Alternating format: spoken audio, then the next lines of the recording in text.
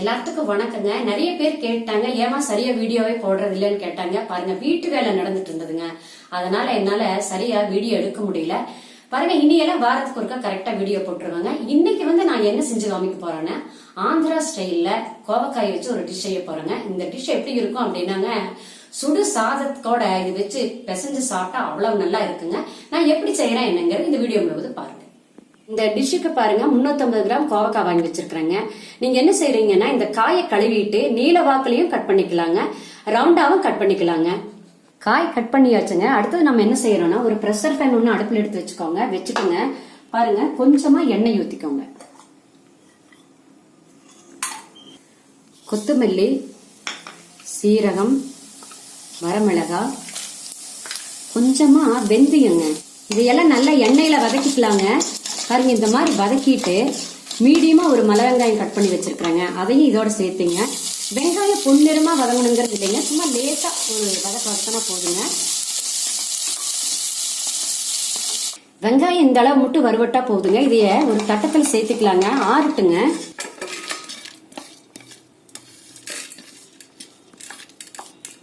அதே பிரஷர் பேன்ல கொஞ்சமா எண்ணெய் ஊத்திக்கோங்க. பாருங்க, இந்த எண்ணெயில நம்ம கட் பண்ணி வச்சிருக்கிறோம் இல்லைங்களா கோவக்காய், அதை சேர்த்திருங்க. சேர்த்திட்டு நல்லா வதக்கி விடுங்க. பாருங்க, காய் வந்துங்க இந்த மாதிரி ரவுண்டா கட் பண்ணும்போது உங்களுக்கு நல்ல எண்ணெயில சீக்கிரமா வதங்கிருங்க. காய் பாருங்க, இந்த மாதிரி எண்ணெயில வதக்கும் போது கொஞ்சமா மஞ்சத்தூள் சேர்த்திக்கோங்க. சேர்த்திட்டு கொஞ்சமா சால்ட்டுங்க இப்படி தூவி விட்டுட்டு நல்லா வதக்கி விடுங்க.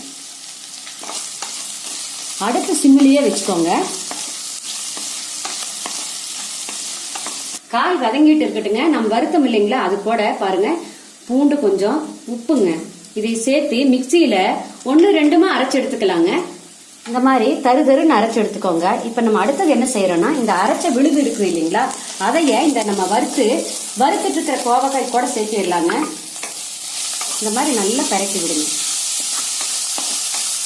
பாருங்க, இது கூட ஒரு 5-6 கருவேப்பிலையே கிள்ளி போட்டுருங்க.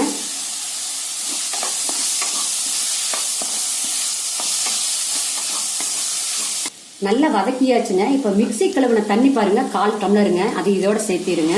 சேர்த்திட்டு நல்லா இப்படி ஒரு கலக்கி விட்டுருங்க. கலக்கி விட்டு மூடி போட்டு மூடிங்க, ஒரு விசில் மட்டும் விட்டுருங்க.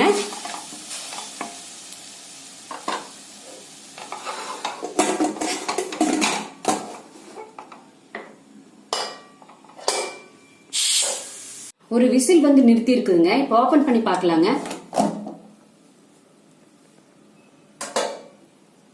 காய் பாருங்க கரெக்டான பதத்துல வெந்திருக்குது பாருங்க. இவ்வளவுதாங்க, கோவக்காய் கறி ரெடி ஆயாச்சுங்க. கோவக்காய் காரக்கறி பாருங்க சூப்பரா ரெடி ஆயாச்சுங்க. அவ்வளவு வாசனையா இருக்குதுங்க.